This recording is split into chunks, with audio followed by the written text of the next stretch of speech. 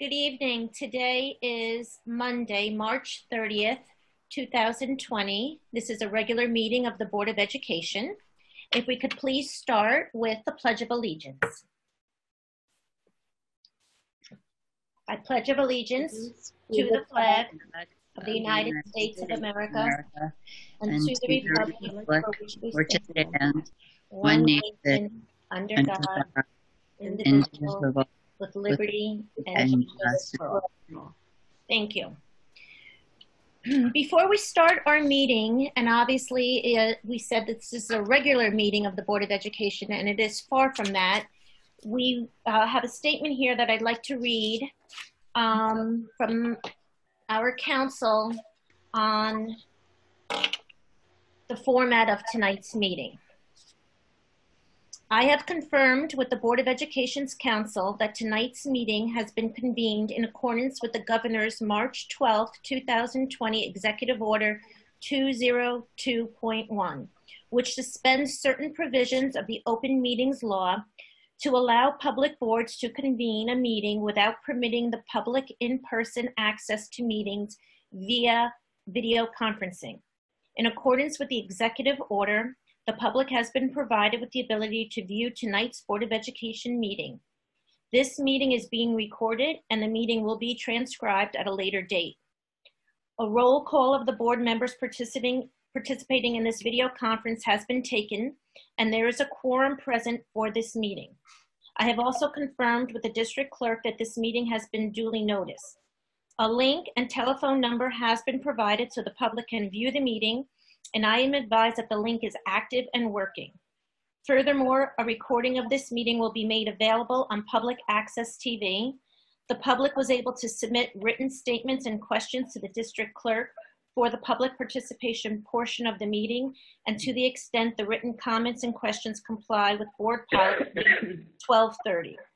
The comments and questions will be read aloud during the meeting by the interim superintendent when we reach that portion of the meeting. Okay, thank you. We're going to start as we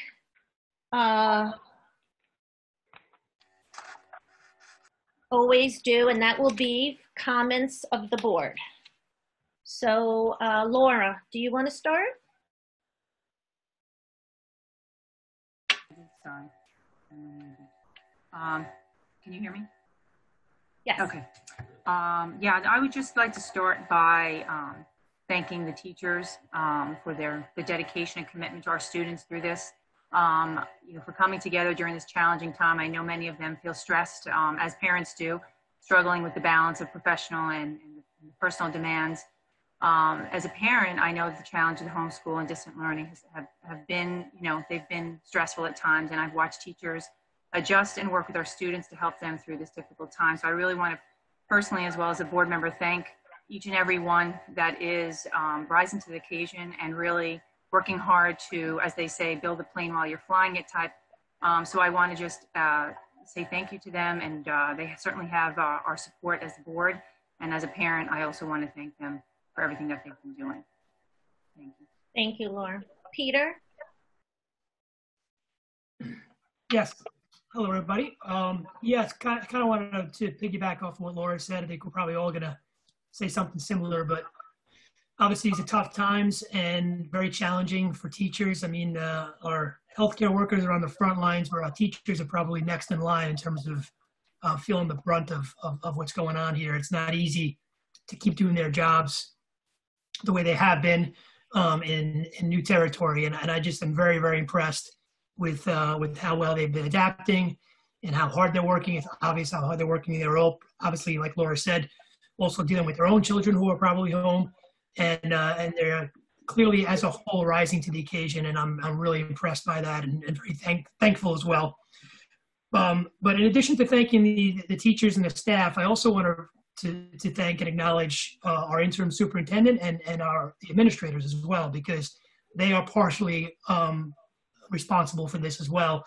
I know Ms. Goodman was ahead of the 8 ball with this. She was planning for it before it happened, had people coming in and getting Chromebooks ready, and our administrators, our building principals were ahead of it as well.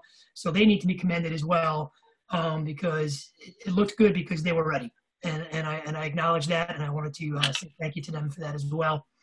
And I know there's a lot of questions. We have a lot of questions. I know today the governor talked about postponing elections, budget elections, things of that nature. So all of us, including the community, I'm sure are unsure about a lot of things. But we'll get through it, and we'll figure it out along the way, and it'll all work out. So, but thanks for everybody for doing that. I also wanted to thank the National Guard. Not that they're watching this, I'm sure they're not, but it was nice to them to come in and help clean our schools. I did want to give an update. And there's not a place on the agenda for it, so I guess I can use my opening comments if it's okay with you, Michelle. I wanted to give an update on how things have been going with the Facilities Committee, because we actually did meet a couple of times. So the Facilities Committee was fairly newly created just within a couple of months ago with Lee's leadership, and we did meet twice with KG&D and started working towards and thinking about the possibility of going out for another bond.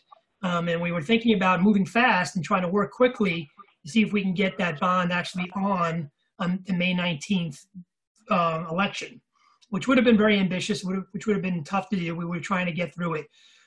This committee worked really well together. With just 2 short meetings, we hammered out a pretty good scope of what we would want that next bond project to be. And the discussion started with what we want to do with the Cottle Field, because I think we've all been talking in public many times about how the original scope of the Cottle Field project that we're doing in this capital project is not really enough. We want to do more, particularly now that we have the street and the road. We all would like to see if we can do more than we were originally intending to do. So that $400,000 or so that's covered in this bond is still allocated for that project. We were thinking about coming out and asking for more to make upgrades to that project. And then in doing that, we said, well, what else could we do in a new bond? So we talked about the scope of that. We came up with a scope, and we were going to try and get that forward. I won't get into the details of it because it doesn't really matter, because very soon after that, we started to realize we probably were going to not really have enough time to do that because we weren't going to have enough of a public comment period. But all that doesn't matter anymore in the face of what we're in right now, considering where we are now with the coronavirus and everything being shut down. We had a third meeting via Zoom last week to discuss it, and we all agree that we kind of need to put a pin in it for now. We need to just kind of see how this whole thing plays out, what the financial impact is to the district and to the community. And it just wouldn't be responsible at this point to really talk about in any real way a larger capital improvement project until we kind of know we're out of the woods here and we know where we're at. We don't even know when there's going to be an election, or a vote, I should say. So that's going to kind of be on hold. But we did have the scope work done, so we're ready to pick that back up again. One thing that we may still try and do, depending on how things unfold, and we haven't really brought this to the rest of the board's attention yet, but just came out of the last meeting we had last week, was maybe just preparing ourselves to, if we do have a vote not too far in the future, maybe that June 1st is now the most recent delay, maybe just going out for the smaller amount of money that we would need to do the field the way we want to do it, which would be under $2 million. It would be below $2 million. So that's something we're going to keep working on so that we have the option. We're not saying we're going to do it because we want to see how things play out, but it's a small enough scope of a project that we think we can kind of keep moving along on it so that if we do a vote sometime in the near future, we may be able to kind of put that together. And we don't think we need a lot of public comment for that because everybody's kind of been talking about it anyway. So we're working that way. But the larger project, we're going to kind of put a pin in for now and then revisit when this is all over. So that's pretty much it. Anything I missed, Laura? Do you want to jump in on that, or am I good there? I don't think so. I would just add to that, one of the things that is important to note maybe is that 25% state aid that's still on the table for us. And so that was the other reason for us pushing it along, because we don't want, if that goes away, then we lose that money. So, and that's still up in the air as far as what the governor and what everything that's going on. So that was another reason why we were kind of really trying to push that along. We had not used our outdoor allocation, I guess, when you talk about it that way with state aid. So that's just something to also consider, that we would get us at 25% off the top of the cost. Yeah, that's a good point. And that's another reason too why in the last meeting we discussed trying to move forward, at least the field, because the outdoor, the artificial turf types of capital improvements are the things that are most vulnerable to losing that 25%. So we were talking about trying to just get that in before that happened. Yeah, so that's pretty much it. Lee, did you have anything to add to what I said? No, not at this time. I mean, that was the one thing we're waiting to hear on. It's just a proposal right now to lose the state aid on artificial turf. And I don't know where that is on the governor's or the state aid's agenda at this point. Okay, great. Thank So that's you. an update from the Facilities Committee. I just want to take the opportunity to thank the Facility Committee members. They've been great. They've been giving us their time, and they have had some really good input. And it's been really a good group to work with. So I want to thank them as well. Last thing I'll say before I leave, I just before I pass it on to the next person, I just wanted to mention really quickly. It's been a long time now, but we haven't been together for a while. But at the beginning of March, I had an opportunity to speak to the high school forensics class. I was invited to come in as a guest speaker by Ms. Burke and the SRO, Ms. Castellano. And I presented the 2 sections of the forensic class. And I just wanted to mention it because I was so impressed with the students and the types of questions they asked and the types of issues they raised and things that they brought up to me. Very, very intelligent, very mature types of questions. And I just was so impressed by it. And then when I was done and it was all over, they were so respectful and courteous to me. And it just made me really proud of our kids and how they react. So I just wanted to mention that. And I want to thank Ms. Burke and Officer Castellano for inviting me. I had a great time doing it. And again, the kids were just really impressive, very impressive. Hopefully the FBI will get a few of them in the future, I hope. So that's all I have. I'll pass it on to the next person. Great, thank you.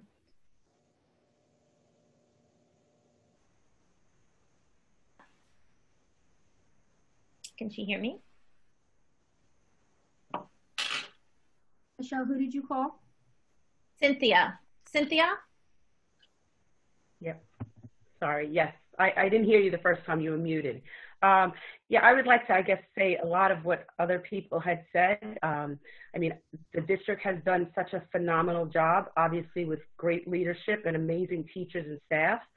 I mean, myself, I know sort of using it as a model and bragging to both the city where I work and in other Westchester places and in Long Island, and sort of kind of like for showing what a great job we're doing and using some of those techniques and sharing what our amazing teachers are doing with my teachers.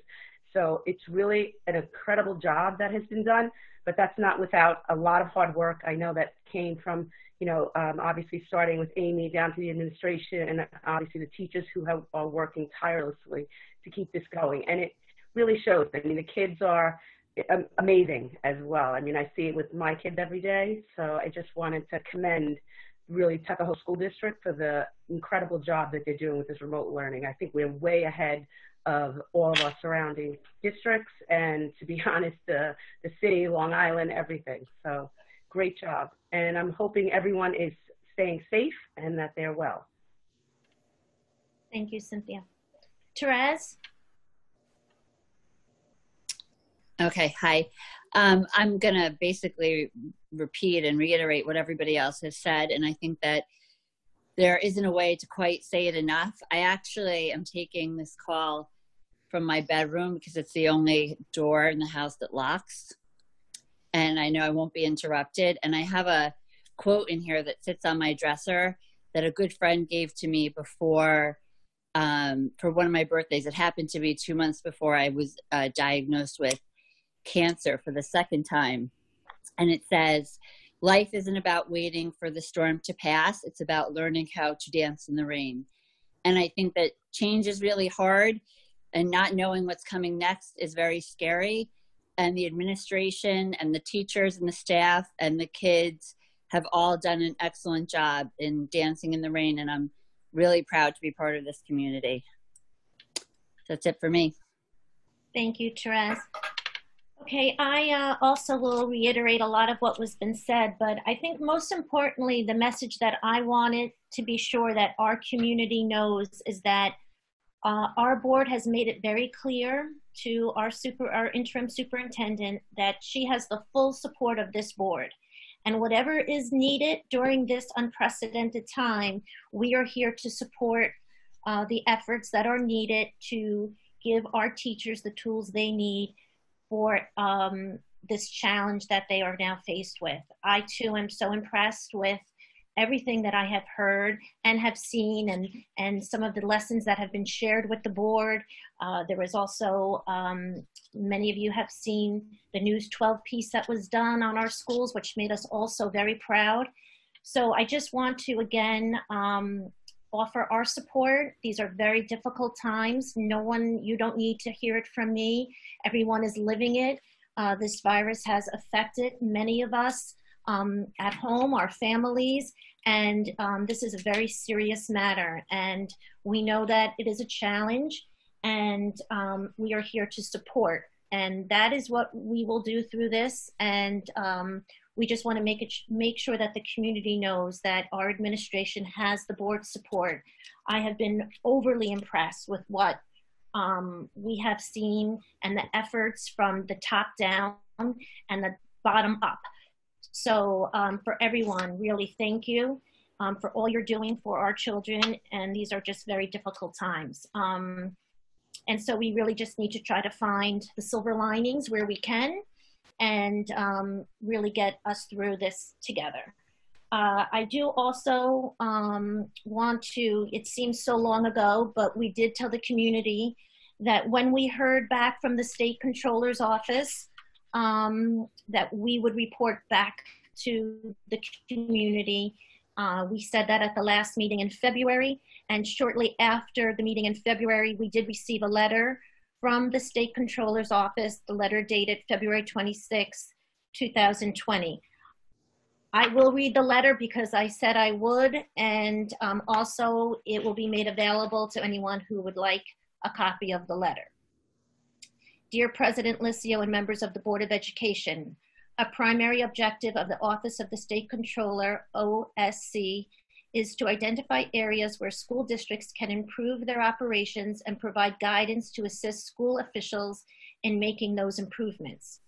Accordingly, OSC conducted a risk assessment of the Tuckahoe Union Free School District's internal controls in November 2019 to assess areas where the district could improve its operations and to determine if we should perform further services.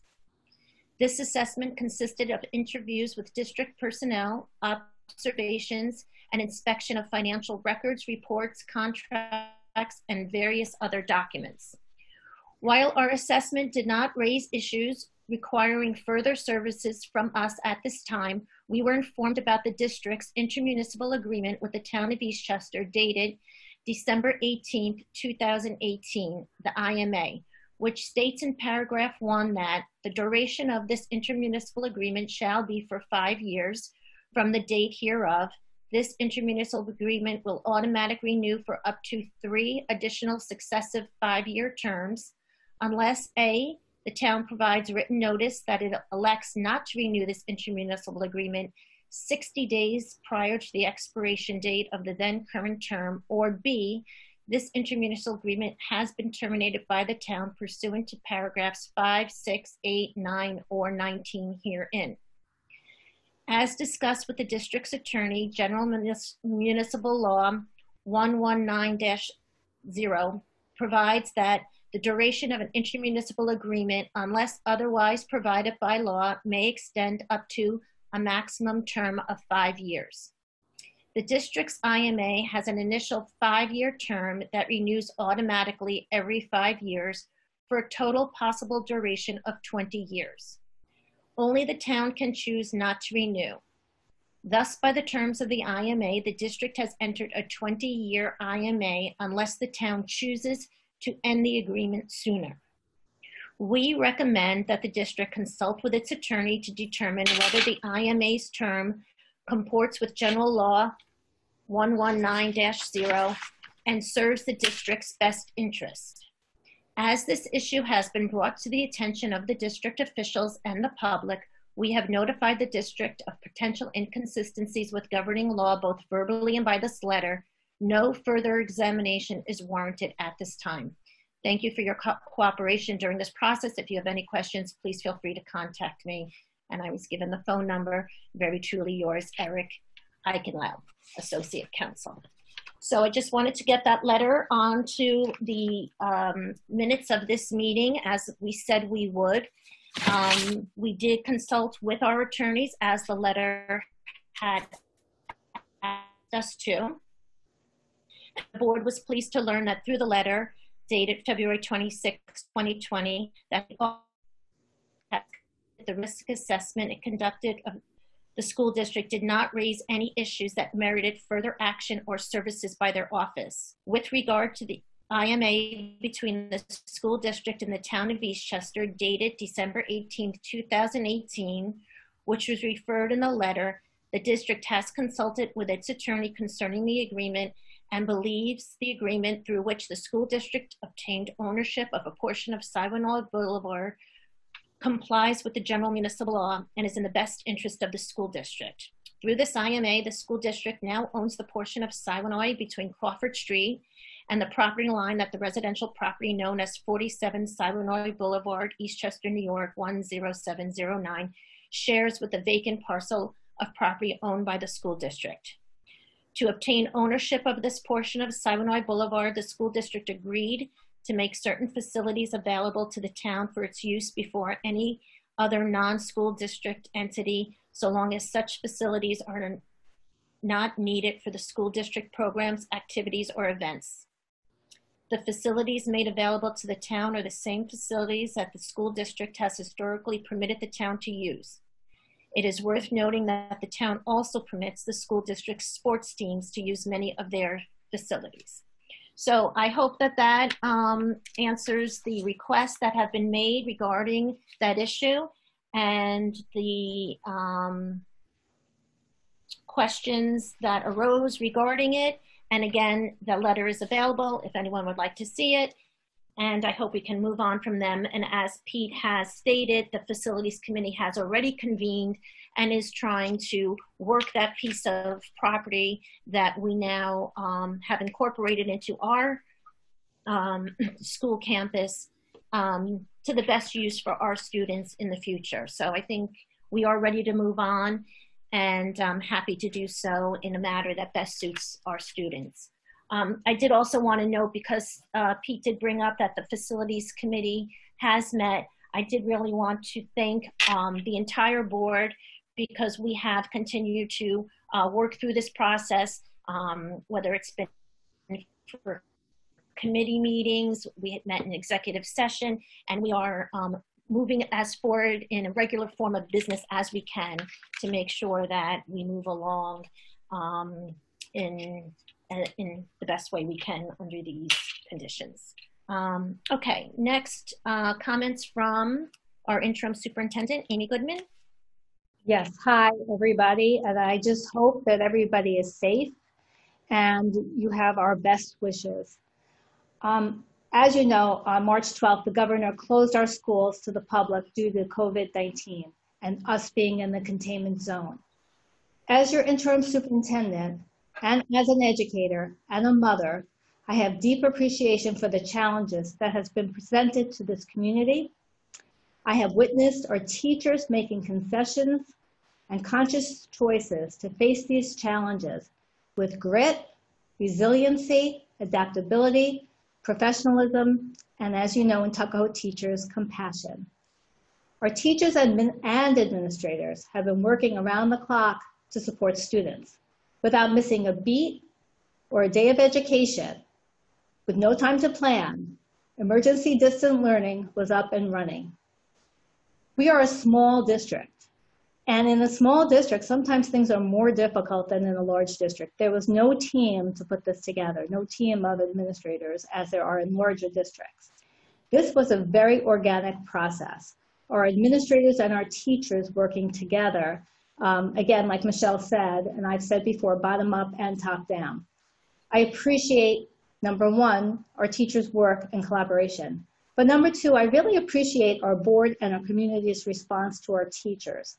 We have gotten so many accolades You know, at times like this, sometimes people look to the negative, but number one, we've done a great job. But number two, I think that everybody understands the stress that our teachers are under. It's an arduous task of providing continuity of learning to the students in this unprecedented time. And because our teachers care so much, they really want to get it right. So there will be time, and you'll see it changing over time for different cohorts and groups of students. Be patient with us. As we continue to move forward together, I feel compelled to express my gratitude and respect to the board, to the community, and the positivity of our teachers.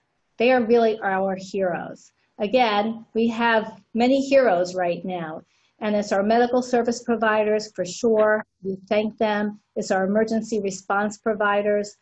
It's incredible the people who are coming forward and not really thinking of themselves, but performing for their community and their students. So yes, our teachers have kids at home. They may be single parents, but they are still making sure that the work goes on for our kids, because they love our kids. As we continue to move forward together, we will be together in this. Know that this will change and grow, and understand that our collaboration is with our teachers and with our community. I also have to do a very special shout out to Carly Campanaro, James Moore, and Kathy Mosier. And I really thank the board and the community for supporting our technology coaches. I've always thought it was wonderful having them, but having them right now has been incredible. Again, they are hands-on with the student, with the teachers. They are really providing a lot of professional development, and they work as peers.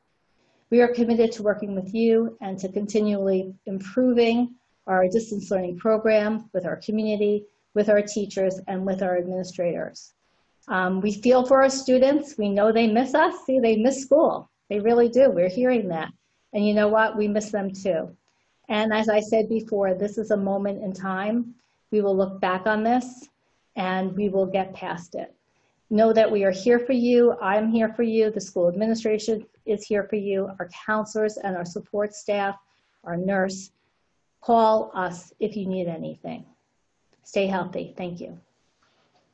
Thank you, Amy. Okay, comments from Assistant Superintendent for Business, Lee. Yes, good evening, everyone. I would like to just take this opportunity to acknowledge the unsung heroes that are working behind the scenes to keep our schools safe. Our custodial staff are considered essential workers, and they are in every day, 7 days a week, to make sure our buildings are safe and clean and disinfected, and deliveries can be dropped off for things that the teachers need. Our Director of Facilities, Marty Danko, is there as well every day to watch the capital project that is continuing, as was deemed able to do so by the state. So we are working hard behind the scenes to keep our physical plant moving and running and operating properly and ready for everyone when everyone gets back to work. So thank you again to all the custodians, cleaners, and other support staff that are helping us behind the scenes. Thank you, Lee. Okay, comments from the PTA and Tuckahoe School Foundation? Okay, I have comments from the PTA.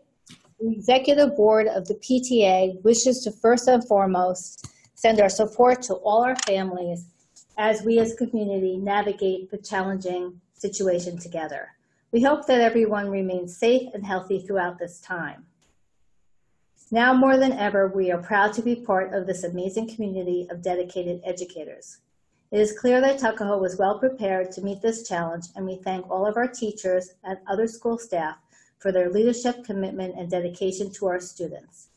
Every educator has taken on challenge with positivity and creativity, playing a vital role in ensuring that continued education of our students in the most uncertain of times.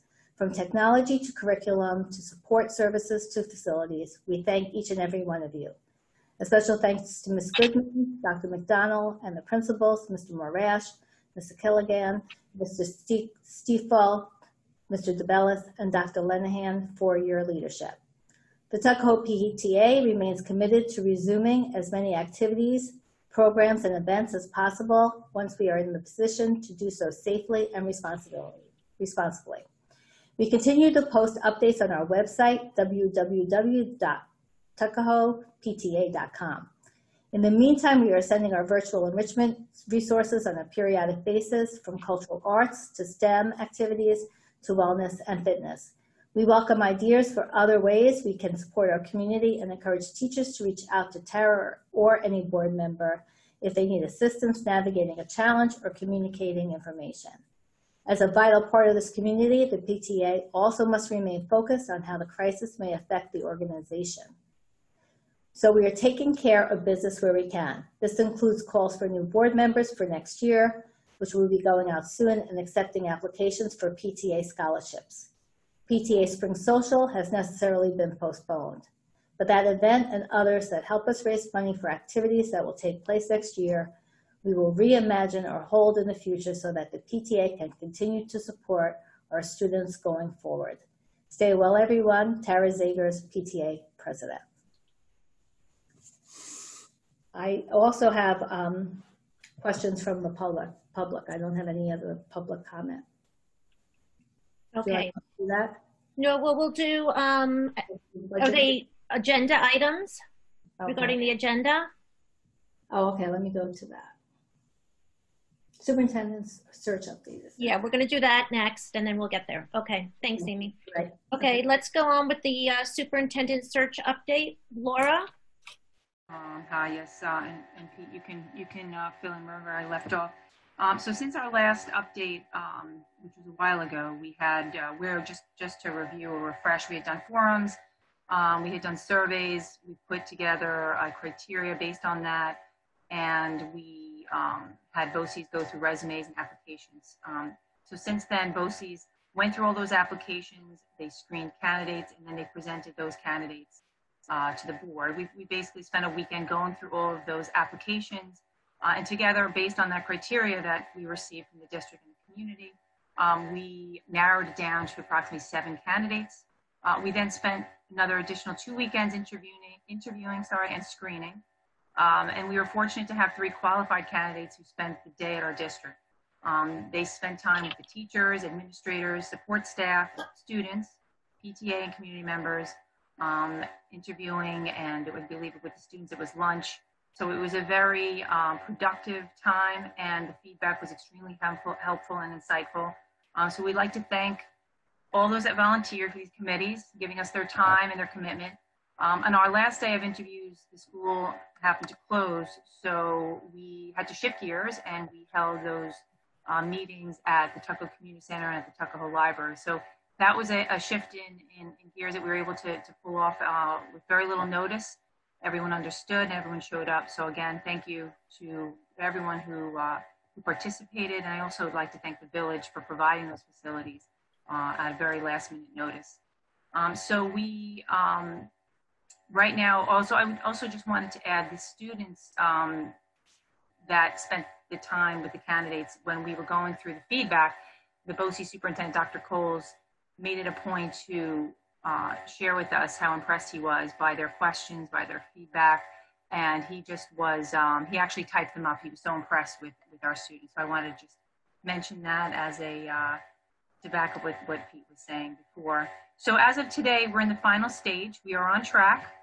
Again, we have just kept plugging along and doing things to the best of our abilities, and we are on track with our timeline, and which was appointing candidate by May 4th, it says on our timeline, but we are a little ahead of schedule actually, and we will be communicating in either a Blackboard, an email, or or on our website as we progress with that. So I just want to again thank everybody for their cooperation and for their participation. Keith, anything to add? No, I think you covered it pretty well. The only thing that I think I'll just add on is that on those 3 days that the candidates spent in the district, we then as a board met with them again, each of those candidates those evenings, and spent about 3 or 4 hours with them in a social setting, which was also very, very good. So a lot of time was put in on those days by everybody, and very, very thorough process. And I'll just piggyback what Laura said in terms of our appreciation and thanks to all the committee members that came out and participated, especially, as Laura mentioned, coming in that next day after the school was shut down to get this done. I know that wasn't easy. We have gotten all of your feedback. We've read it all. It's very valuable to us, and we're considering it very much so. So yeah, thank you again to all those people that helped. Okay, thank you. Okay, we're going to go on now to the budget presentation. Ms. Goodman, you're going to start with that, or is Lee going to start? I'm going to start with that. I'm just going on sharing my screen. Okay. Give me 1 second. Okay, just let me get this one last part. Okay, I went to share. Sorry. Do you guys see that? Mm-hmm. Oh, yes. Yay. Okay. Okay, let me just play it from the start. Okay. Can everybody just see the screen and not me at this point? Yes. Okay. Let me see if I could get rid of, okay. First of all, the goal in this budget is to meet the district's mission and goal of preparing every student for excellence. But this budget is a little different this time. We are in an extremely different environment than the budget that I presented on March 2nd. So this is a much more tightened budget. Due to the pandemic, the governor reiterated on Thursday that education budget cuts will be needed. The stimulus bill does provide $13.5 billion to states for K-12 education. It is estimated that New York should receive $1 billion from that source. There is other funding in the bill which might be available to assist schools. New York has not faced this big a budget problem since the recession a decade ago in 2009-10, and the state used federal stimulus money to offset cuts in state support, though it is not clear yet whether states and districts have as much flexibility in the use of federal aid as we did a decade ago. So we really don't know where we are, but we are concerned about the state budget. So at this point in time, we are lowering our budget, lower than the guidance that we have gotten so far, and certainly lower than we had in March 2nd, because we know this budget is affecting families. Given the arithmetic and the governor's last speech and what we know is happening with this global pandemic, COVID-19, we are presenting a somewhat much more conservative budget. And we had some reductions in the first one. We just I rethought some of these others. We could always put them in.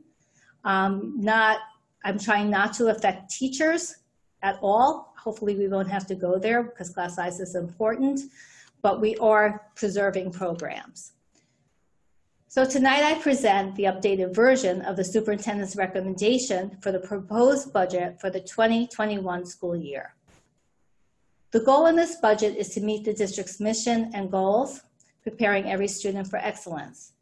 As the interim superintendent, with the board and staff, we answer to many constituencies, as I said, the last budget presentation. Ultimately, what this budget addresses is our most important constituents, our students. And for all that we are all going through, it's all that they are going through. And they will need our support and our focus in providing them with all we can for an excellent social and emotional and education.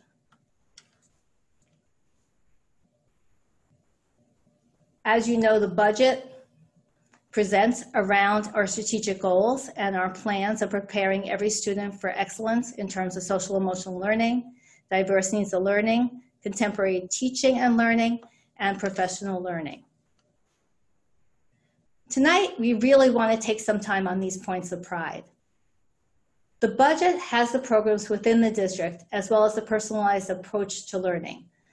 I'm going to take a moment really to go through these because they should be celebrated and highlighted because it is what makes Tuckahoe so special.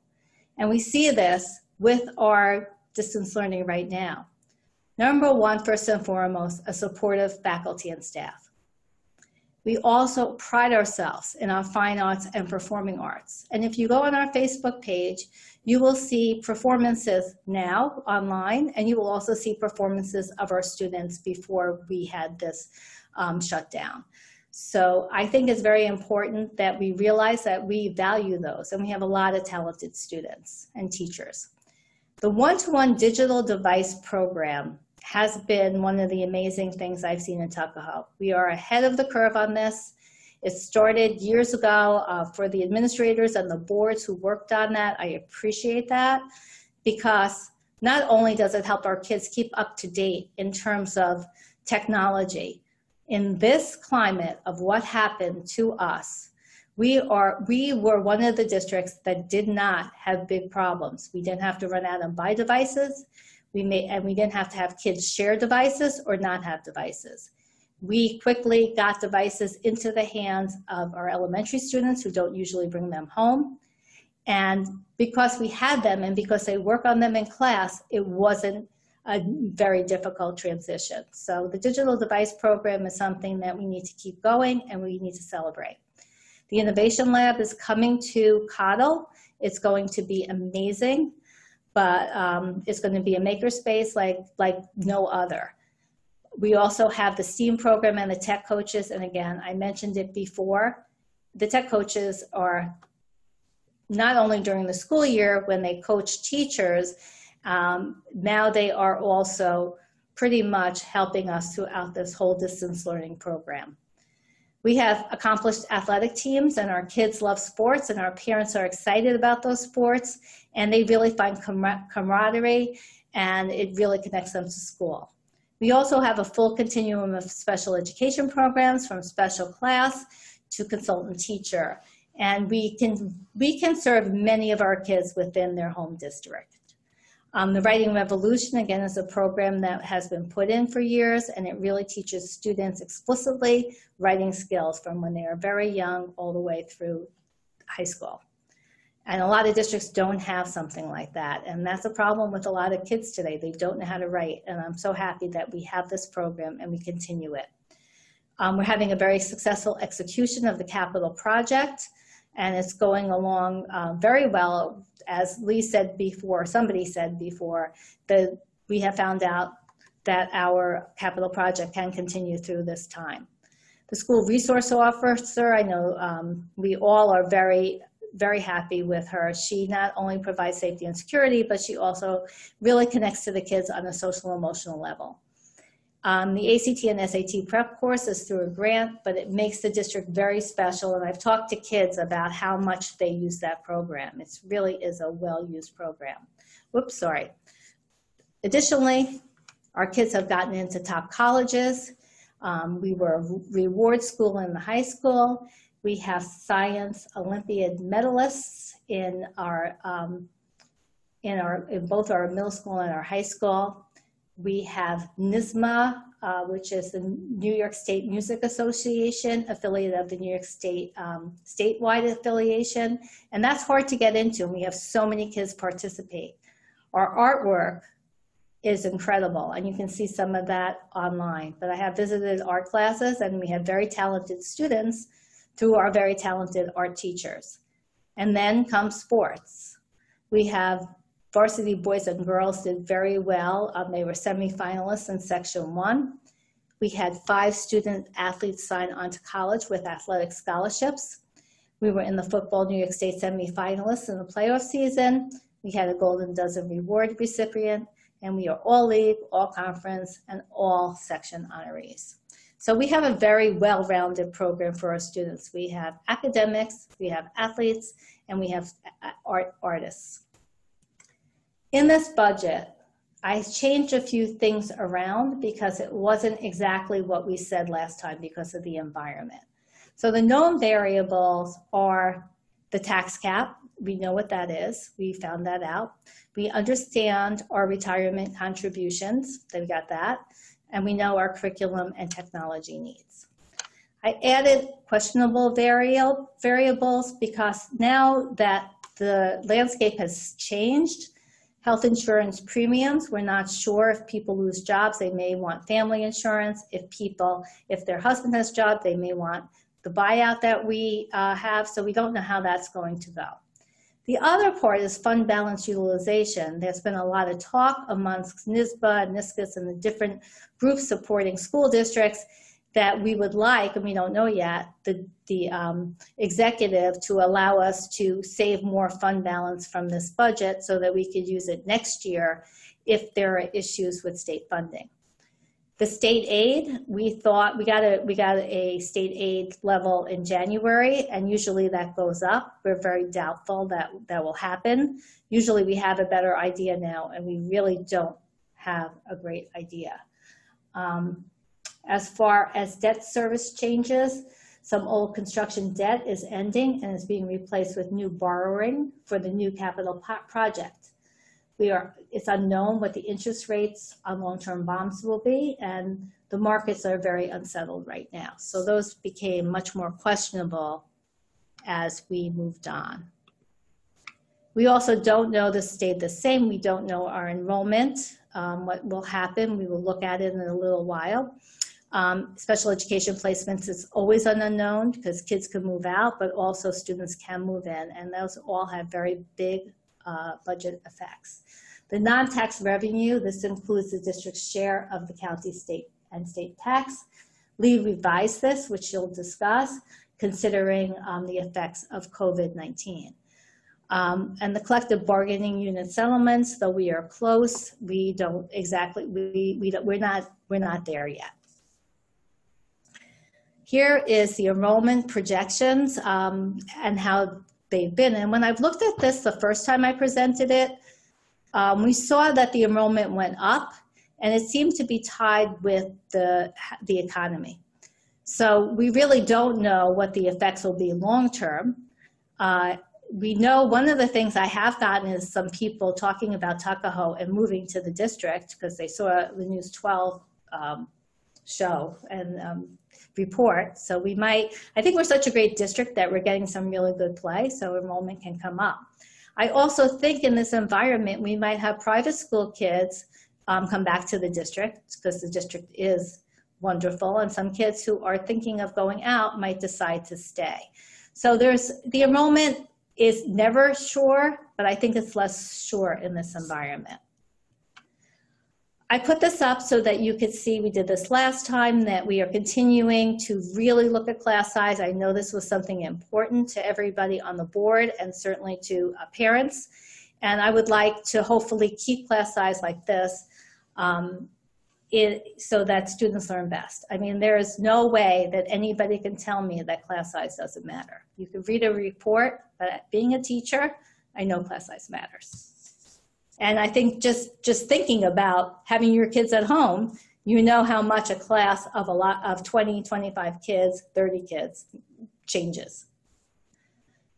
In the middle school, we are adding a 0.6 FTE of a middle school reading teacher, something that is really needed in the middle school. Kids still need help in reading in the middle school. And we are adding a 0.2 math AIS teacher because we know that there are students that are still struggling in mathematics. In the high school, I spoke closely with Dr. Lenahan, and we've had some really large class sizes in the high school. So it's a 0.6 social studies, a 0.69 science, a 0.6 ELA. Because the smaller class size that is needed in science and social studies, a small class size in AP and ELA classes have been very large. So we're hoping to be able to do that. Again, you know, as time goes on, I mean, the last thing we really want to do is this, but we can continue to look at class size. Again, this is just the 2 pages together, so you see what the faculty increases in staffing. Now, all these staffings are part-time. My guess is a lot of them will be extra periods. And that might, not the reading teacher, because that will make a teacher whole, that is part-time, but some of these, and we do have a part-time science teacher that we may be able to combine, but some of these, I just want the board to know, will be extra periods. In some ways, that's beneficial to teacher salaries, and it's also beneficial on the benefits side of what we pay. So we need to keep that in mind, because I don't want any surprises. So I'm saying that up front. We have this in here. Any of these things can be changed. This is an area that you might want to look at. I had 2 club advisors for both. I changed it down to 1 club advisor because we were talking about having a finance club or a technology club. We added modified boys and girls lacrosse and varsity girls and boys lacrosse, varsity girls lacrosse because they're moving up, and JV and varsity cheerleading. The reason we added these is because lacrosse we know is getting very popular, and we believe that we have parents that are interested in it. We added cheerleading because we are quite a cheerleading community, and it would be great to have kids in our school. They can still be on whatever teams they want, but also cheerleading for our school. So we're hoping to be able to do that. But, you know, again, we might have to look at this down the road as we find out, or how important this is for us. But that is one thing that is up for consideration, but I think I have heard from a lot of parents, especially when it came to lacrosse. And cheer, actually. These are the additions for curriculum in the high school. These are they're not big numbers, but we want to make sure that our books are current, and that we increase our library supplies in books, which is something that we have been focused on. And actually during this COVID virus distance learning, we have found that kids are reading a lot more. So we might have really hooked them on reading. The middle school, the same thing. We had outdated versions, and we want to have online versions, 21st century Common Core, next generation standards materials.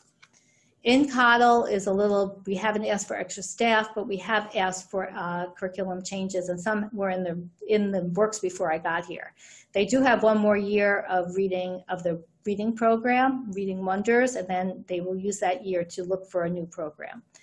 In terms of science, they had been looking for a new program, and they need one. They've tried out a few.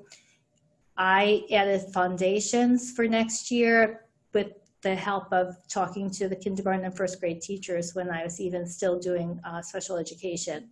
And that was a piece that was really not part of our reading program. And we know that students need multisensory and systematic reading instruction. It's very important that that becomes part of any reading program we have. iReady is an intervention and enrichment program, and it has been beneficial, and we're adding the enrichment piece more so next year. In Cottle, the innovation lab that we put together will be getting a robotics program, and that was part of the plan when we put that together. We do want to be state-of-the-art. A couple of things that we had and some things we took out of the facilities. I think it's really important, and I know Pete's on the safety committee, that we have additional security surveillance. We've had a couple of things that we would have liked to look at a lot better had we had modern equipment. This isn't in the right places. This isn't everything that we need, but this will make a big difference. So we're hoping to get that. Our school doesn't have an auto floor scrubber like lots of districts have, and that would really help our custodians keep the buildings very clean. We reduced the amount of furniture replacement, so we're just going to do a few classrooms because we know it's important for the board to do it, but it may not be the time to do it. Our professional learning will still be based on systematic reading instruction, curriculum development and mapping, project-based learning, social emotional development, co-teaching, and multi-tiered systems of support. We will continuously improve our technology. We have a one-to-one device program in 6th to 9th grade, and I think our devices are going to need a little more replacement after they've been used. They're going to be used more this year than ever. We do have to, as I've spoken to you about, purchase a New York State compliant program for privacy. And the interactive flat panels, we have a lot that are really worn out. And we have to replace them because they're a great way for teachers to instruct students. But right now we have some very old ones. So we would like to keep that. Dr. McDonald has been replacing them over the years, and we are due for that. Let's see. Next is, in the last budget, we did cut some administrative cuts, and we're trying not to cut teacher cuts, and we reduced our assistant superintendent for business to a director of finance, saving money, and our assistant superintendent for curriculum and instruction technology to a director of curriculum and technology. Here are some changes since the March 2nd meeting. Let me just move this over. We will talk about reducing sales tax revenue. We reduced state aid to remain flat to 2019-2020, which is a revenue reduction. We reduced furniture from $50,000 to $15,000, saving $35,000. We eliminated the Safe School Ambassador program, which I wanted to use, but we can do an upstander program, and we can also do anonymous alerts. We eliminated the Rethink program, which could have combined with our ruler program, but we will continue with the ruler program by itself with the help of our very wonderful support staff, student support staff. We're reducing the refund for real property tax from $25,000 to $5,000 with a $20,000 savings. We can talk about that. And we're reducing professional development from $65,000 to $50,000. And let me see what all those savings come to. I have it somewhere. Hold on. Lee probably has it. Lee, how much does all those savings come to? It's about $132,000, offset by revenue reductions of about the same amount. Okay, thank you. Okay, why is this not moving? Oh, that way.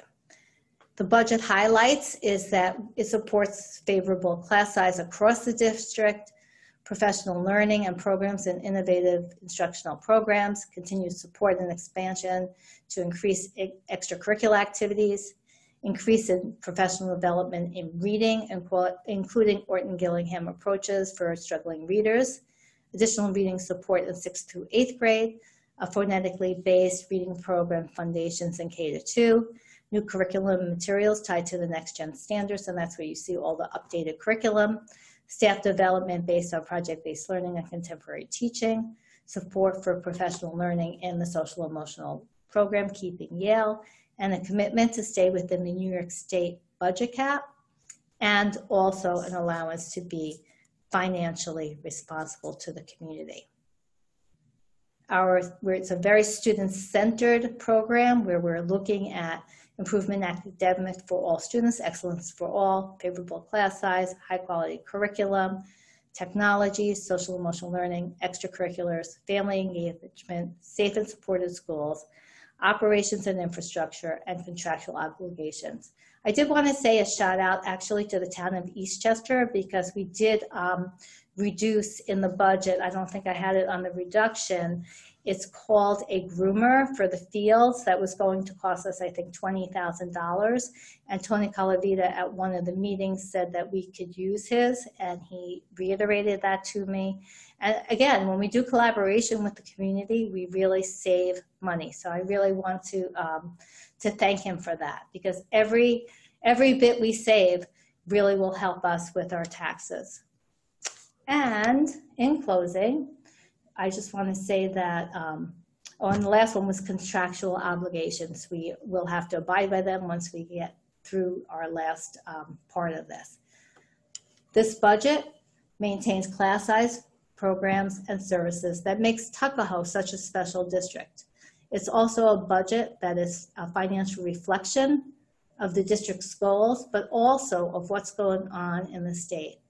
I think at this point that we had to make some reductions because of the financial problems in the state right now and in the country. We don't know what's going to happen. We have no idea what kind of aid will be given in the end. There are people that think that we will rebound once we get this virus under control, and it will sort of be like a V. But we want to be responsible right now for what we know. Thank you. Lee? Amy, can I just ask you a question? Oh, sure. Did I feel bad even asking, but did the state give any idea of when they would let us know about reductions in state aid? Was there any timeline given, or like, it's such a difficult time. I mean, to be developing budgets, I know. such big unknowns. I know. And that's why I think that they also have moved the budget vote back. Not also because where would we be voting? Mm-hmm. But hopefully we'll get more information out there. I know the governor wants to be very transparent with us, Mm-hmm. but I know that there's also a lot of factors, mitigated factors right now, plus looking how much, the stimulus will be. I just know when I worked in 2009-10, that federal stimulus really helped school districts. I was a superintendent at that time. So, but I don't know if that's how it's going to work this time, and we all don't know what the implications are for this environment. We just hope that, all our community members aren't that affected by that, and if they are, we just want to make sure that we have a fiscally sound budget. We didn't cut out that much, but we really are trying to get it below what we think might come in. And maybe by June, as we keep doing this, we'll be able to add some things. But I tried not to hurt the teachers and the class size. I thought that was really imperative and makes a difference in learning. Okay, thank you. Lee? I think I have to leave this. Hold on. Stop the share. I think I did that. Okay, Lee. Okay, I'll try to share my screen right now.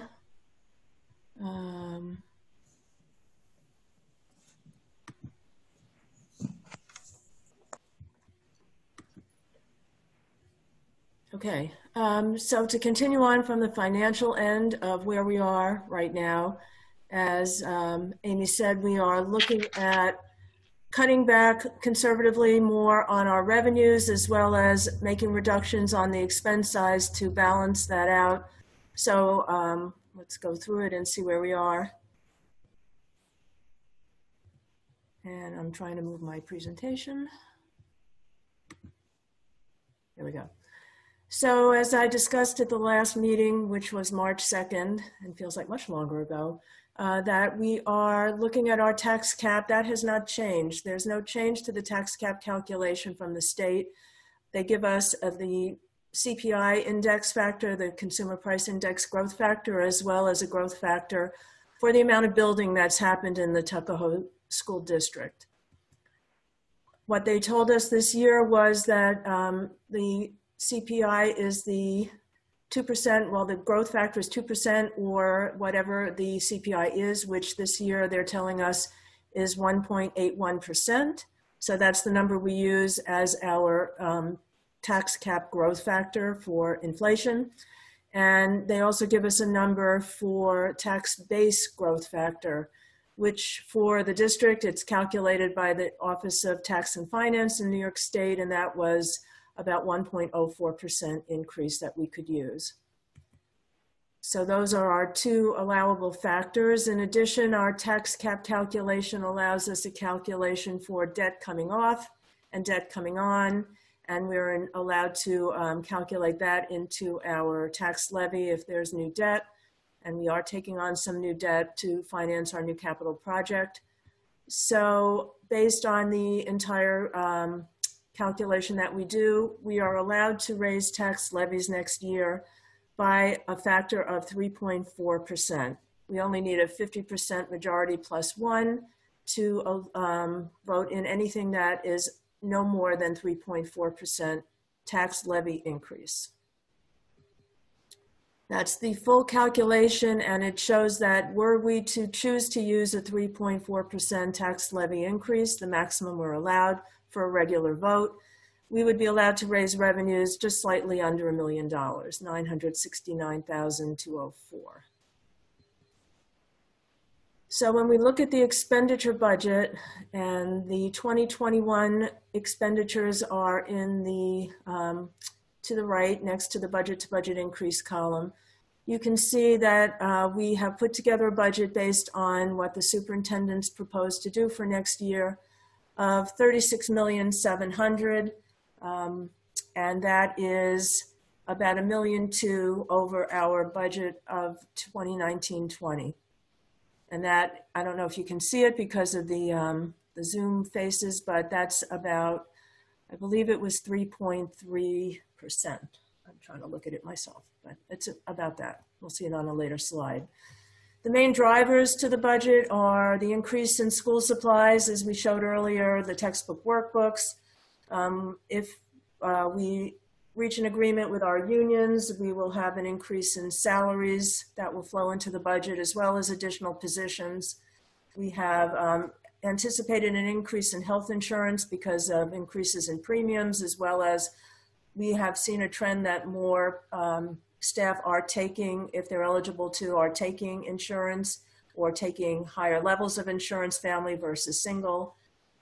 We have also budgeted for 3 students to continue their occupational education program that were begun this year, as well as we are still anticipating to be able to transfer $50,000 to capital for some capital improvements that are required over the course of the year.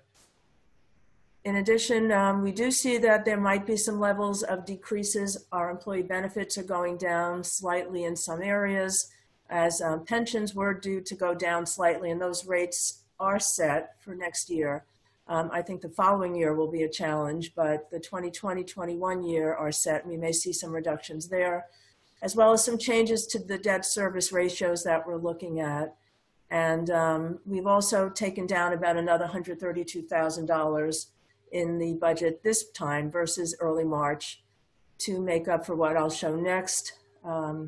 We are looking at still maintaining a 2.5% increase in the allowable tax revenues, tax levy revenues. Although we could go to 3.4%, we recommended in early March to just go to 2.5%. That gives us an increase in revenues of a little over $700,000. We also are still anticipating that we will be able to look at an increase on our tuition revenue sides as long as school districts do not make major changes in the way they send students to our districts. And we think that we can increase tuition revenues on the revenue side by $163,000. Since the last budget, though, I felt that we should reduce my projection for county sales tax revenues, given that we anticipate all economic input that I've gotten in the past couple of weeks anticipates that there will be some type of recession in the fall and winter. We do anticipate cutbacks in spending, and therefore we do anticipate sales tax revenues would go down. So I've lowered those by $80,000. And I took out any projected increase in state aid. I kept our state aid flat to the current year. From what I'm hearing from the governor's office, the governor gave us an increase of about $51,000, not much, for state aid of about $3 million, which I had factored into the budget.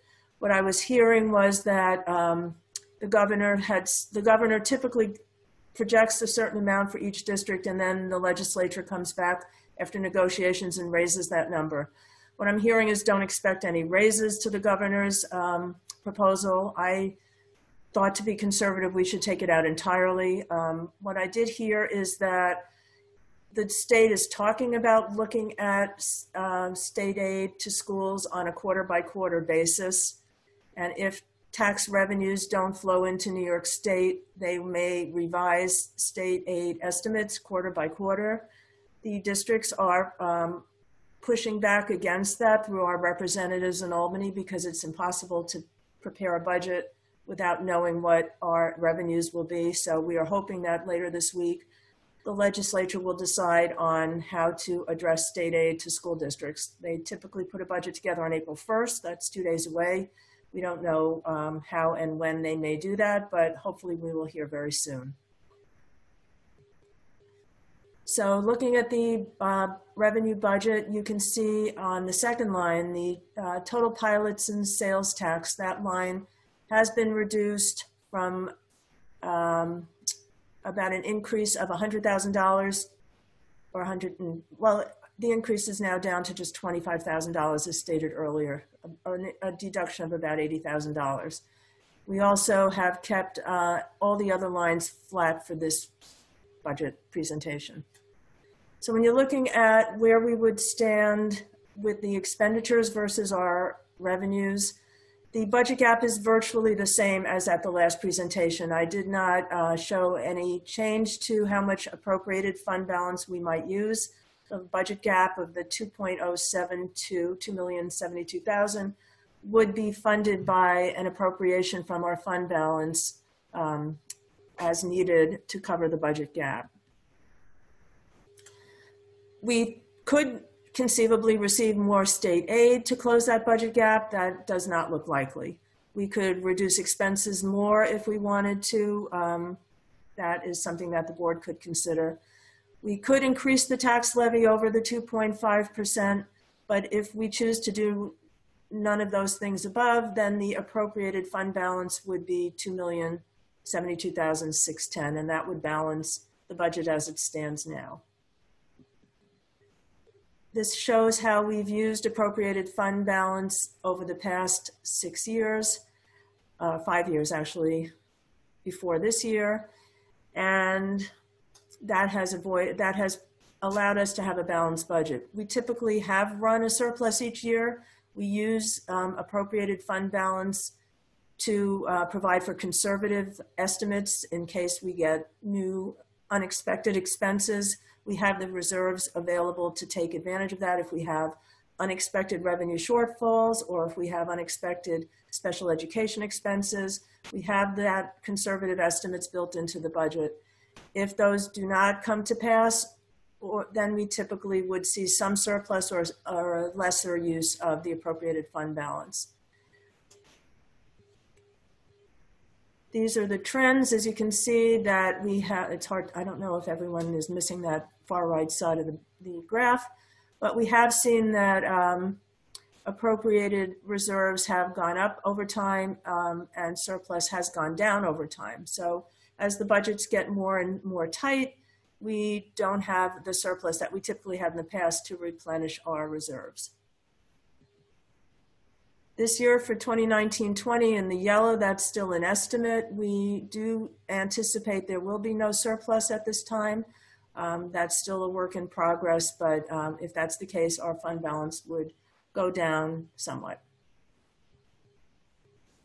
And here's a history of our tax levies. On the left side, you'll see the last 6 years of tax levy increases, ending with this year, next year's projected 2.50% for a 6-year average of 1.76% of tax levy increases to the taxpayer in the district.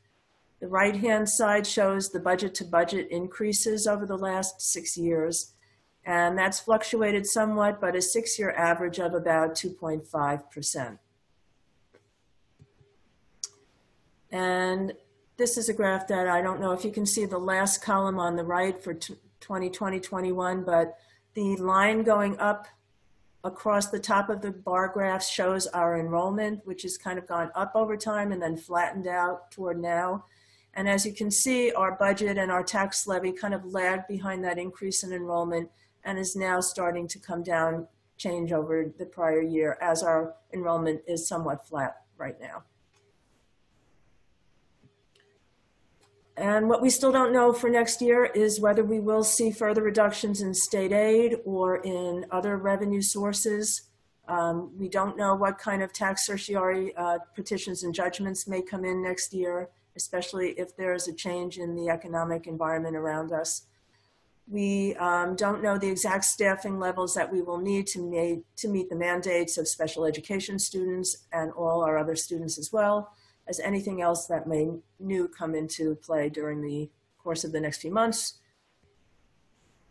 For dates to remember, today is our budget review. So far planned is April 21st for the board to adopt a budget and May 11th for a public hearing on the budget. Those dates are still what we had previously thought them to be. The last bullet shows that we still do not know now. We know for sure that the trustee election has been postponed, and I believe the budget vote as well.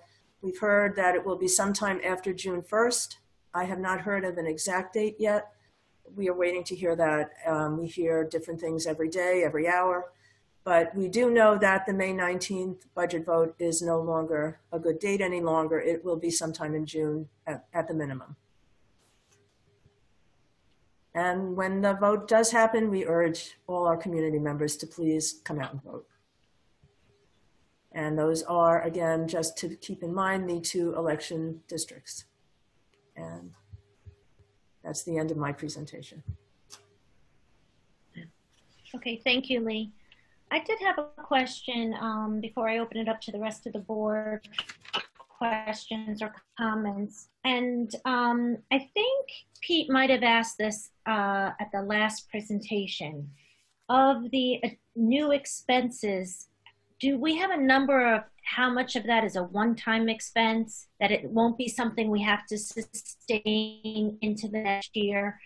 And just to give you an example, I see like some of the new curriculum expenses. So for the, I think the robotics program and the reading program, is that something that we will then have to pay again next year, or is it a one-time expense this year? Or there are items like the security cameras and enhancements of equipment that are one-time expenses? Those expenses, like you're mentioning, the security cameras, equipment, those are one-time expenses.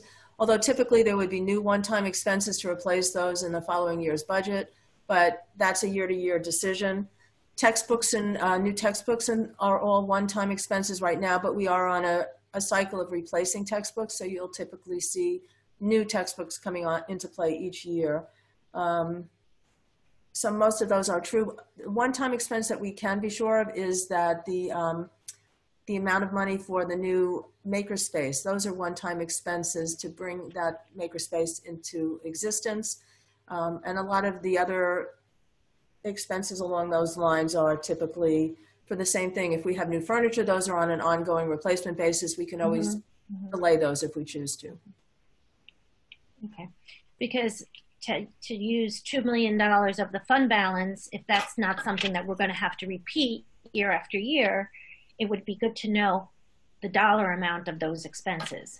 Right. Curriculum and instruction, those are one-time expenses because we're upgrading a curriculum. We're not going to have to upgrade it next year again, but there are some that are in the hopper, like a new reading program for Cottle will happen the year after next. So as we, what happens is the next gen standards come, our programs become older, but in terms of having, some of the reading programs we put in, those will continue and we won't need to do that again.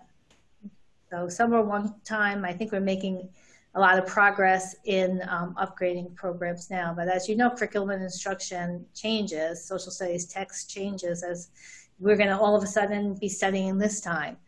But most of the ones that the ones we bought now, we're not going to buy again for a while. Okay, before we go any further, I just want to ask a technical question. Oh, did we lose Cynthia? No, there she is. Okay, just wanted to make sure we didn't lose you, Cynthia. Okay. Okay. All right. Any other comments from the board regarding the budget for Lee or Amy? Yes, I have a question. So with everything sort of being up in the air with the budget vote being pushed to June 1 now and maybe get pushed again, that 4/21 BOE adoption date, does that get shifted right too? So what I'm asking basically is, as the budget election date or vote date gets pushed to the right, does that give us more time to reevaluate and make adjustments along the way? These are obviously difficult times, and Ms. Goodman already made some adjustments to this budget, but really the whole state aid piece is a really unnerving piece to not know. So as more information comes in, can we continue to make adjustments on the fly, or are we stuck with that 4/21 adoption date? I would imagine if the vote's being pushed out, we could push that date out too, right?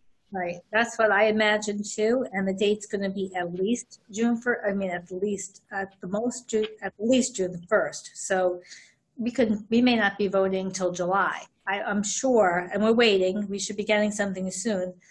It would only make sense that we have more time. And as we see the landscape changing, we will have better ideas about what we need to do. But we will, NISBA, and I'm sure all of the groups are asking the same questions. And we're supposed to get more information on that very soon, actually. Okay, yeah, so that's good. So I guess we could... I doubt we have to adopt that. Right. Yeah, is there like a legal requirement of and I forget, I should know this, but the date in which the board adopts it, does that have to be a certain amount of days before the vote? I would imagine it does, right? Yes, but we don't know if the state will relax those dates or move them forward to meet the new budget vote dates. So we haven't heard anything yet. As all that we know is the vote date is changing, but we haven't heard on all the other legal required days. Yeah, I think it was very responsible of you, Ms. Goodman, to kind of make a little bit of an adjustment there just in case. And but it'd be nice to be able to put those back if you know, things are better than we think. And then I just get concerned about not so much, I think it's smart just to budget for there not being any new state aid. Hopefully that won't be the case, but at least we can kind of budget around that. But what you can't budget around is how much they're going to reduce it by. I mean, that's just, it's difficult to know. It's scary at the same time. So right, and the last it's basically $3 million, right? Because it's roughly $3 million. That's what it's been for the last couple of years. So, you know, if it went all the way down to zero, that's $3 million. That's quite a bit. And several years ago in the last recession, the state did put together what they called a gap elimination number, which they charged against districts to help them close their revenue gaps. So we don't know if any of those types of things will be in play. Nothing's been discussed yet publicly about any of that. All right, so we're just going to have to be flexible, and hopefully as it gets pushed to the right, we have more time and we get more information. We make decisions on the fly, I guess. But otherwise, I don't have any other comments. It was, you know, it was a great budget the first time around. It's still a good looking budget. So yeah, looks good to me. I have a question. Am I muted? Wait, No. No. Oh, it's okay. So this is, I guess, not a lot of money, and I'm just wondering, as far as the professional development cuts, it was about $15,000. When you budget that way, do you know what you're cutting ahead of time? And then I guess the second part of that question is, it looked like the furniture expenses were about the same amount of money. Is there some way that can get flipped and like hold off on buying furniture but invest the money in professional development? Because one thing I do think that situations like this teach us is that you can never really prepare enough and invest in your staff enough. So that's my only, and I hope we don't have to make any of these cuts, obviously, either. And I hope this is the bottom of the barrel, but I guess we won't know that for a while. And so possibly more changes could happen. Mm-hmm. Yeah, we can see how much furniture is really needed next year and see what is more important. I think there's also a way to do professional development, maybe in a more organized way of, you know, saying, okay, this is what we're working on this year. And, you know, teachers sometimes choose to go to other things. And if we make it really focused, we might be able to save some money that way. Plus, we have some wonderful teacher leaders. We have seen that in this short month, that there's a lot of teachers that, you know, perhaps we can have them do staff development too. A lot of times when it comes bottom up and it's really focused, there's a great buy-in. But right. Absolutely. Okay, anything else? No. Okay, all right, we're going to move on then to the first recognition of the audience. Amy, did you have the questions? Yes, I do. So I have Susan Mealy. Our first comment, which I'd like to read, is I'm hearing from parents in other areas that their kids need to share their computers to get their schoolwork done. For parents now working from home, this is a particular challenge. Let's take a moment to appreciate that our kids have Chromebooks.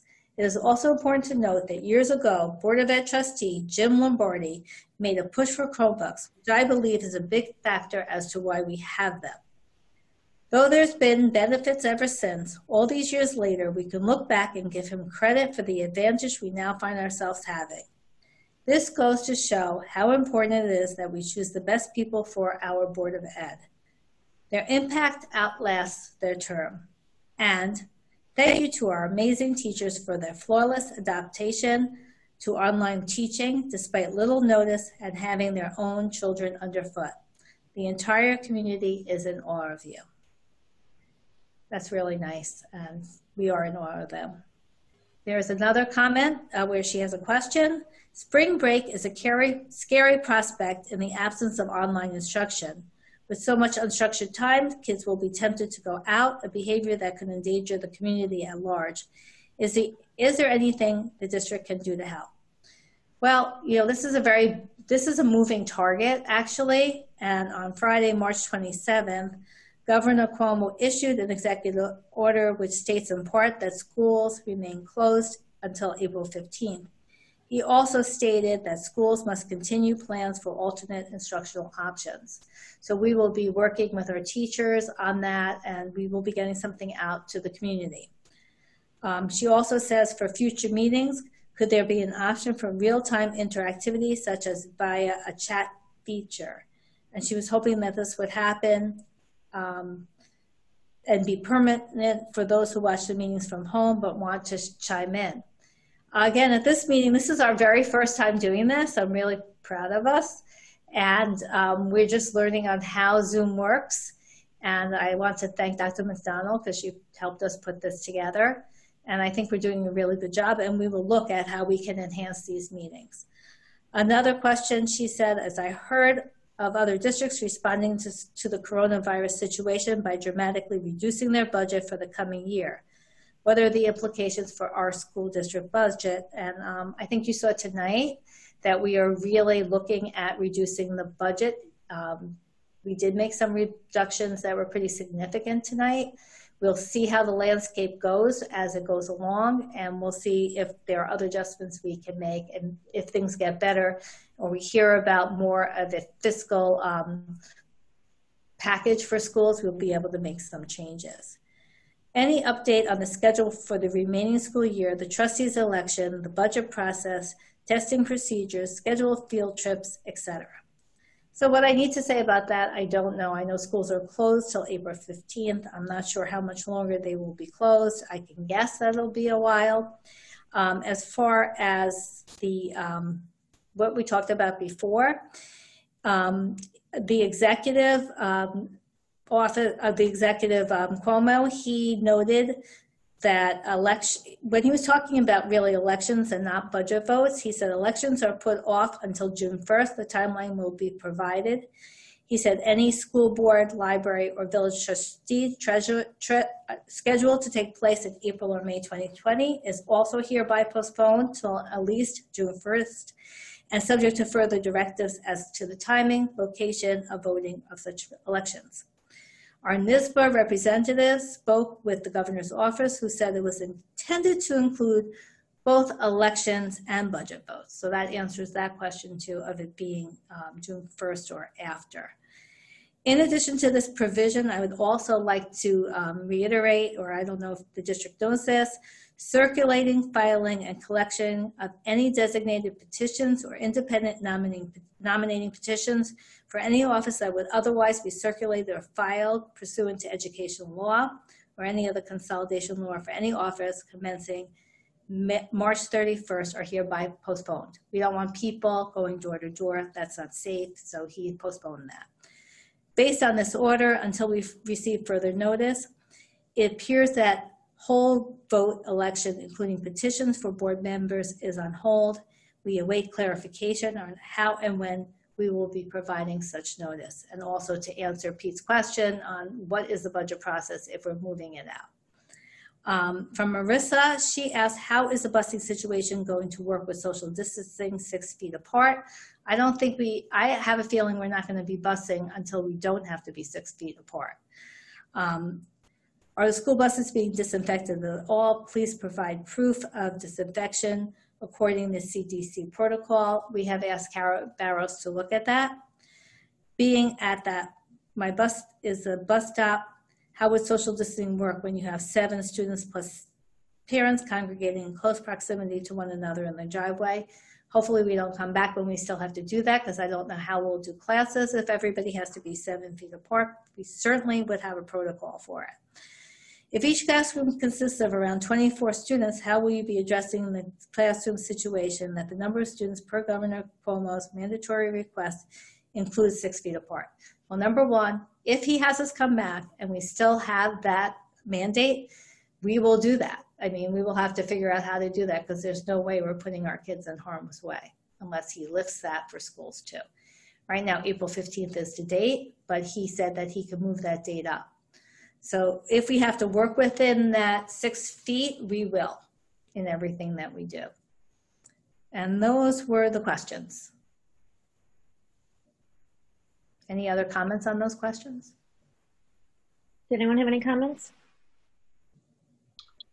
Nope. Okay, thank you. And thanks for those who wrote in and asked the questions and are participating in the meeting. Thank you. Okay. I will say something. I know that, and I think one of the second questions was about the Easter break.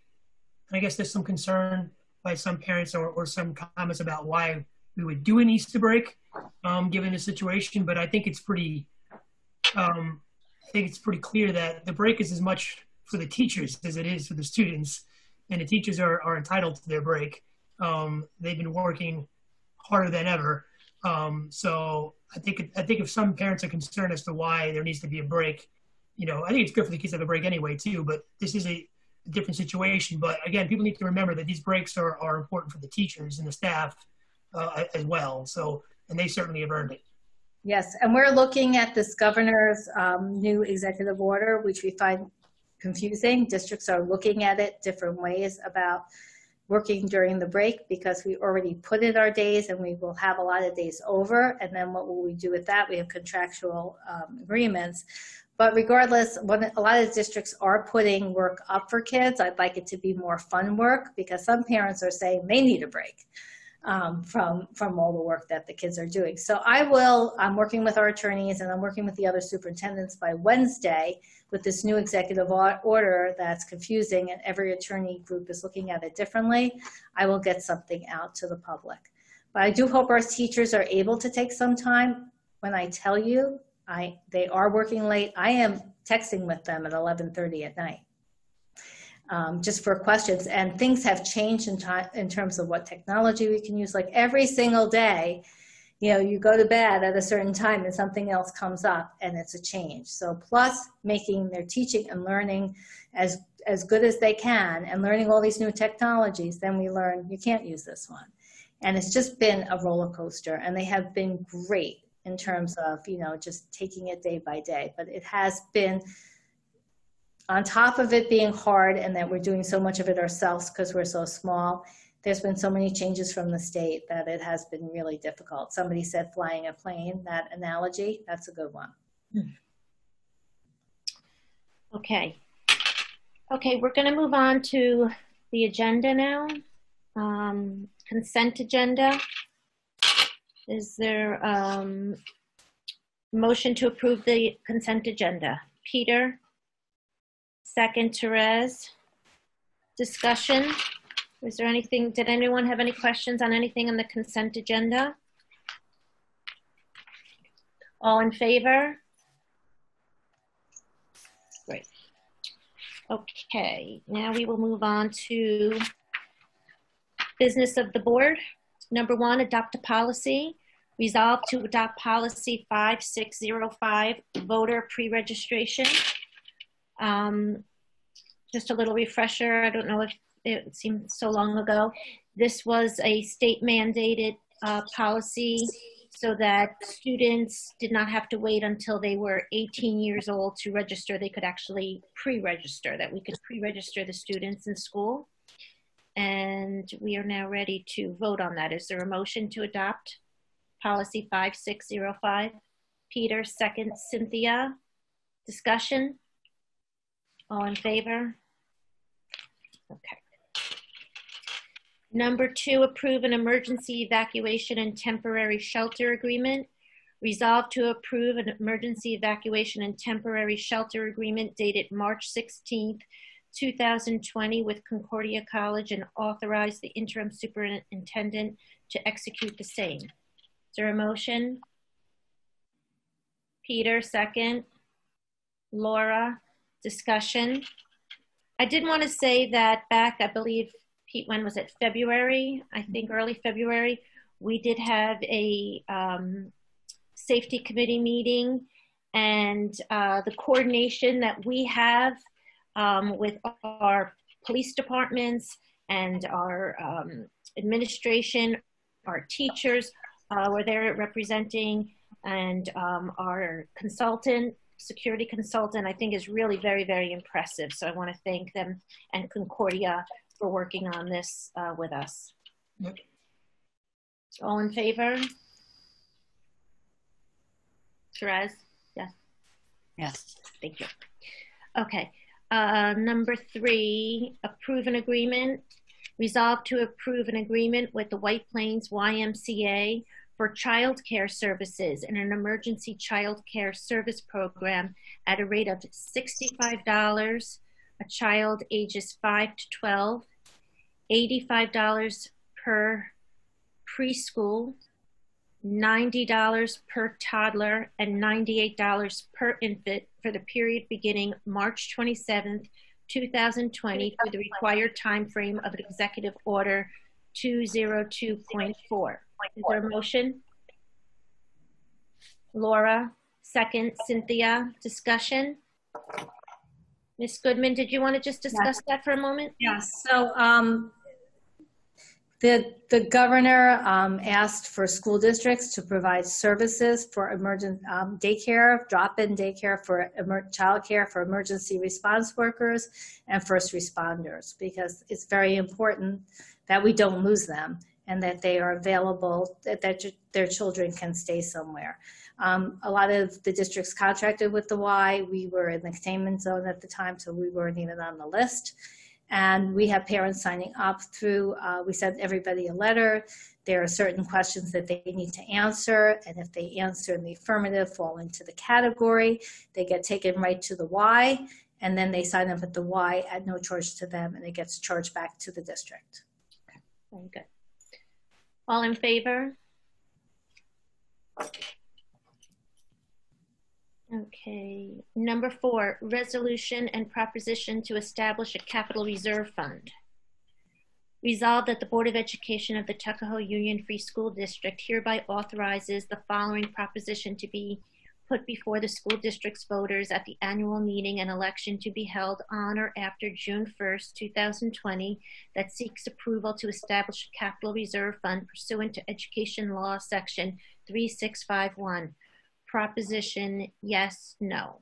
Resolved that the Board of Education of the Tuckahoe Union Free School District be authorized to establish pursuant to Education Law Section 3651 a capital reserve fund to be known as the Tuckahoe Union Free School District Capital Reserve Fund 2020 in the ultimate amount of $5 million plus interest earnings thereon, having a probable term of 10 years for the purpose of improvements, repairs, reconstruction, renovation of, and additions to school district buildings, facilities, property, and athletic fields, including electrical systems, roofs, windows, gutters, doors, masonry, building systems, plumbing systems, kitchens, drainage, health and safety measures, site work, drainage and irrigation systems, turf, bleachers, parking lots, stairs, sidewalks, pathways, fencing, electronic locks, site lighting, and or other needs identified in the 5-year building conditions survey, which capital reserve shall be funded through budgetary appropriations, appropriations of undesignated fund balance, transfers when warranted and properly authorized from other reserve funds, revenues not required by law to be paid into any other fund or account. And be it further resolved that the Board of Education of the Tuckahoe Union Free School District hereby authorizes the following abbreviated version of the above proposition to be included in the annual meeting notice as what may appear on the ballots at the annual meeting due to space constraints. Proposition yes, no. Resolved that the Board of Education of the Tuckahoe Free School District be established, that the Board of Education of the Tuckahoe Union Free School District be authorized to establish a capital reserve fund in the ultimate amount of $5 million plus interest earnings thereon, having a probable term of 10 years for the purpose of improvements, repairs, reconstruction, renovation of, and additions to school district buildings, facilities, property, and athletic fields, which capital reserve fund shall be funded through budgetary appropriations, appropriations of undesignated fund balance, transfers from other reserve funds, revenues not required by law to be paid into any other fund or account. Is there a motion? Laura, second. Terez, discussion. Lee, did you want to talk about that? Lee. Yeah, so this is the proposition to establish the capital reserve fund that we've been talking about. I've been talking to the board about, and I know that the board has wanted to see. What this does is it establishes by voter approval a reserve fund that the district can fund each year, either through a budgetary appropriation or through surplus that they may receive at the end of the year, or by transfer from allowable funds from other reserves, up to $5 million for the projects as described. The district can hold that reserve fund for 10 years, at which point in time the board can decide to extend the period if it has not been fully utilized, or the monies can flow back to the reserves and to the taxpayer if the board so chooses. And what this will allow is for the district to begin to use saved money to pay for reserves going forward. It would lessen the need for bonding for future projects, or would lessen the need for additional budget appropriations for projects as they come up over time. And it can be funded year to year based on the choice of the district. The funds can't be used without voter approval. So we can set up a fund this year. The first time it could possibly be used, again, would be a year from now if the voters in the district approve the use. So we don't need votes to put, once it's set up, once it's been voted in and it's set up, we don't need community votes to put money into it. We need community votes to take money out of it. Is that correct? That's correct. But the board does have to vote to put the money into that reserve fund. Right. The board votes, but not the community. But the community is Right. needed to take money out and use it. Right. The only way to take money out is with a community vote. Now, what if you wanted to transfer money out of the fund to back into another fund? Does that still need community support in order to do that? I would have to check with council on that. I know that you can transfer the monies out at the expiration of the fund. I would have to find out and get back to you on exactly how that's done. But there is always a mechanism to do that. There's legal requirements of how that money can be moved. I'm not sure if it's a board vote or if it's a public vote. I was just curious, but it's a great thing. I'm glad we're doing it. Yeah, I am too. I think that this is something we've been trying to get done for a very long time. Depending now what happens with the budget vote, and it's going to be a factor as to how we're going to go forward with this. But I would just say, like, just today I was walking past the school, and I know that this also came up when we did our tour. The building looks so beautiful and it looks great. And we were saying as a board when we did our tour, how great it would be to replace the windows on the first floor. And that would be something that would be, a great use of a capital reserve fund. So when that there are expenses, we know that down the road, we know a turf field only has a 10 to 13-year life. So it has to be replaced. These are things that you could prepare for in advance. And I think it's just a really good fiscal decision to get the reserve fund started. I also just wanted to add, as one of the interesting things in the facilities committee that we talked about was some of the concerns with if you did coddle as a turf field, maintenance on that, or replacing it in 10, 12 years, as you mentioned, Michelle. One of the, one of the positive things is that in 10, 12 years, you don't have to replace the whole thing. It does not cost as much as it initially cost. So it would be nice to have that money, knowing that in 10 and 12 years, we have the money to upgrade and maintain the field. Or even if we do have to go out for a bond and we do have to go to the community, I think if we could show that we have been preparing and we have X amount of dollars to put towards it and we don't have to ask for all of the money, I think that shows good faith to the community that we're being fiscally prudent and preparing for these expenses. Okay, all in favor? Great. Okay, we're going to move on to personnel. Number 1, there's a side letter. Resolved that the Board of Education of the Tuckahoe Union Free School District hereby approves the side letter of agreement dated March 16th, 2020, by and between the district and the Tuckahoe Teachers Association, and authorizes the superintendent to execute the same. Motion? Peter, second. Cynthia, discussion? All in favor? Number 2, accept personnel recommendations. Resolve to accept personnel action items A through G as outlined below. Motion. Laura, second. Cynthia, discussion? All in favor? Okay.